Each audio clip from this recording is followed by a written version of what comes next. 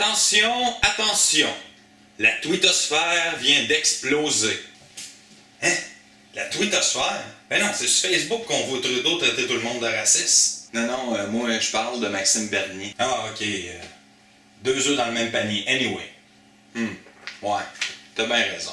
Salut, moi mon nom c'est Max Bonhomme, puis je vous présente mon opinion. Aïe, le multiculturalisme à l'avant-plan dans les derniers jours. D'un côté, les stepettes de Trudeau pour défendre un plan d'accueil et d'intégration sans compromis, puis l'autre qui en a plein son casse des étranges qui viennent pas d'ici puis qui pensent pas comme nous autres, par chez nous. Ben franchement, ces débats-là à propos de l'immigration puis de la crise identitaire, j'en ai plein ma craque. De sourcils.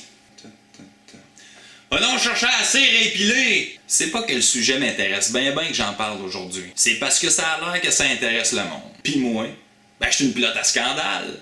J'aurais pu faire une vidéo ces deux patentes, mais je trouve que le sujet s'entrecoupe, fait qu'on va en faire juste un. Vous allez avoir mon opinion d'ici la fin, mais spoiler alert. Je trouve que les deux pas politiciens sont un peu raisins. Justin Tin aurait traité ma tante de raciste lors d'un rassemblement, lorsqu'il essayait d'enfiler 3 mots devant du monde. Je l'ai écouté une fois la vidéo. Je l'ai pas analysé de fond en comble, là. Puis j'ai pas essayé d'écouter en super slow motion qu'est-ce qui s'est dit, puis qu'est-ce qui s'est pas dit. J'ai pas besoin de décortiquer de long en large la vidéo pour comprendre que c'est un shit show. Puis que Tintin a eu l'air d'un ado un peu taouin qui faisait le fanfaron devant ses chums. Et c'est pourquoi, mes amis, que mes sourcils canadiens sont si beaux. Oh bravo Justin, on t'aime! J'ai pas besoin d'une grande analyse non plus pour comprendre que madame j'ai un bleu ici, check. Et la crise de ma tante fatigante dans le party de Noël, que quand elle parle, tu fais... Bon, en même temps, là, commencer à traiter tout le monde de raciste pour des ci pis pour des ça, là, je suis vraiment écœuré de ça. Si madame check a des préjugés raciaux pis est dépassée par l'air du temps, la traiter de raciste, ça va pas l'aider ben. Je pense qu'on peut s'attendre à un petit peu plus de contrôle venant de notre premier ministre. Moi, ce que j'ai vraiment vu pendant cette vidéo-là, c'est du malaise. Du malaise de la foule par la présence de madame check. Du malaise pour madame check qui va avoir l'air d'une cruche parmi tous nos amis Facebook. Ou pire, pour une génie qu'elle est pas. Le malaise de voir mon premier ministre qui a pas plus de contrôle qu'un ado de 17 ans que tu lui dis non pour avoir le char le vendredi soir. Malaise et tout que les policiers, ça leur a pris jusqu'à la pleine lune pour s'identifier clairement comme agents de la paix. Malaise que les policiers soient seulement intervenus pour ce genre d'événement-là. Sacrément, il y avait rien là. Il y a plus de chicanes que ça quand la scie à onglettes tombe en spécial chez Nanadian Plier, pis qu'il reste juste une boîte. Bref, madame, j'ai le doigt, avait bien le droit de dire son opinion. Mais quand t'es la seule criarde dans un groupe, pis que t'essaies d'attirer l'attention, ben surprends-toi pas d'avoir l'air de la folle du village. Justin, pour ta part, j'ai juste une chose à te dire. Ou à faire, mettons, là. Me planter les deux yeux profondément dans l'arcade sourcilière. Bon, on va mettre ce segment-là sur la glace, puis on va jaser de l'autre clown. Maxime Bernier. Qu'est-ce que ça me fait chier? Maxime. Tellement un beau nom. Depuis une couple de jours, Maxime nous fait part de son écœurant titre du multiculturalisme, et encore pire, multiculturalisme extrême, parce que les mots comptent. Depuis une couple de jours, Maxime nous fait part de son écœurant titre aigu à propos du multiculturalisme qu'il qualifie d'extrême. Monsieur est plus capable de cette maudite division dans notre communauté. Il n'y a plus de tissu social, puis quand quelque chose va mal, il y a toujours une cause puis une solution.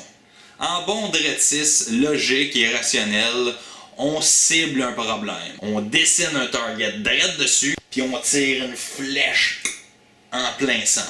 Il y a trop d'avortements? On interdit le sexe avant le mariage. Pas de sexe, pas de bébé. Il y a trop de drogués? On chicane tellement fort le monde qui en possède que ça va leur causer des problèmes tout le long de leur vie. Ils vont bien comprendre, les tabarnak. Il y a trop de BS. On abolit tout ça, les filets sociaux. Quand ils vont crever de faim, ils vont se trouver une job comme tout le monde. Bon, j'exagère peut-être un peu, mais à peine. C'est bien beau identifier un problème puis de le régler avec la force de nos couilles d'hommes qui conduisent un pick-up. Un homme. Un vrai.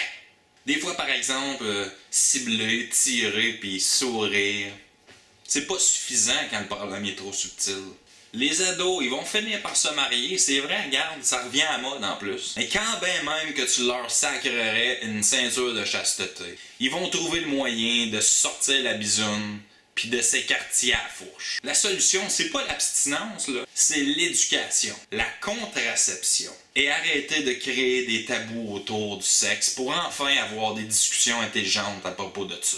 Il y a des overdoses puis des problèmes sociétals reliés aux abus de drogue. Depuis des lunes, les gouvernements essayent de resserrer à vis sur le monde qui consomme puis qui vend. Une bonne vieille loi répressive et dissuasive comme on les aime, nous autres, les mâles, les machos. Je pense qu'on a la preuve que ça fonctionne pas, là. 40% des Canadiens de plus de 15 ans ont déjà consommé du cannabis. Et plus de 3,6 millions de Canadiens en consomment à chaque année. En 2017, on comptait plus de 3000 morts reliés à la crise des opioïdes. Tout ça, c'est sans compter tous les consommateurs des autres drogues récréatives parmi les Canadiens, qui se comptent probablement par des dizaines de millions. La solution, là, c'est pas d'être plus sévère. La solution, c'est de traiter le monde avec compassion. Arrêter de taper sur la tête du monde qui ont déjà des problèmes. Pour ce qui est des fournisseurs puis des vendeurs, la réelle solution, puis là je vais en faire sourciller une coupe, légalise, taxe et contrôle toutes les drogues. Mais bon, voilà un sujet intéressant pour une autre vidéo. Puis en ce qui concerne les BS, ça me tente même pas d'aller là. Les problématiques que les filets sociaux nous offrent sont incalculables, d'un point de vue humain comme économique. Fait que si on n'est plus capable d'avoir de cohésion sociale, ben encore là, c'est l'opinion de Maxime Bernier, là. Parce que moi, de mon côté, j'en vois pas de problème. Anyway, si on n'en a plus de cohésion sociale, ça a l'air que ça nous prend une cible pour tirer dans le target. Puis le target que Maxime y a choisi, pas Maxime moi, Maxime Bernier. Moi, on dit que j'ai ça bâcher contre un Maxime. En tout cas, le target qu'il a choisi, c'est le multiculturalisme. Pire, parce que les mots comptent. Multiculturalisme extrême. Maxime a raison de dire que la route du succès vers la cohésion sociale, c'est l'intégration des immigrants. Malheureusement, sa réflexion semble arrêter à notre échec d'intégration. C'est sûrement la faute du fait qu'on est arrivé au maximum de la capacité d'absorption au Canada. Arrêtons de prendre plus d'immigrants. Mettons donc le seuil plus bas. Comme si le problème d'immigration avait empiré depuis l'arrivée de Justin Tin. J'aimerais rappeler que depuis 2001, on reçoit en moyenne entre 200 et 300 000 nouveaux arrivants. Que depuis 2001, on a eu 3 différents gouvernements, si on compte celui de Paul Martin comme étant différent de celui de Jean Chrétien. Ah oui, et un conservateur. Assez longtemps. Puis que finalement, les problèmes relatifs à l'immigration, ils existaient même avant ça, là. Que la soi-disant désorganisation sociale est à son paroxysme entre 2007 et 2008 lors de la commission Bouchard-Taylor et les accommodements raisonnables. Et qu'à ce moment-là, c'était un gouvernement conservateur tellement plus raisonnable, tellement moins extrême. Moi, je pense qu'on n'est même pas proche d'arriver à notre capacité maximum d'absorption. En tout cas, je nous le souhaite en cibolac, parce que dans les prochaines années, il va y avoir un boom massif d'immigration puis de réfugiés. On va continuer à déstabiliser le Moyen-Orient. L'Europe ne pourra plus prendre d'immigrés, ou ils voudront tout simplement plus, prétextant qu'ils ont fait en masse leur part. Puis ça, c'est juste la pointe de l'iceberg. Attendez l'exode massif des gens suite au climat extrême relativement au changement climatique. On est mieux dans les prochaines décennies de devenir des bien meilleurs Scott Towel parce que ça va déborder de partout. Personnellement, je pense pas qu'on ait un tissu social à réparer, là. Je pense que notre tissu social, il est bien correct. Les personnes qui pensent que le tissu social, il est en train de se déchirer de partout, là, c'est ceux qui sont confrontés par le changement. Tiens donc, conservateurs. J'entends pas souvent des jeunes ados de 16-17 ans dire que leur groupe d'amis est déstabilisé par l'arrivée d'une couple de musulmans. Qu'ils soient blancs, bruns, jaunes, qui se crissent n'importe quoi sur la tête.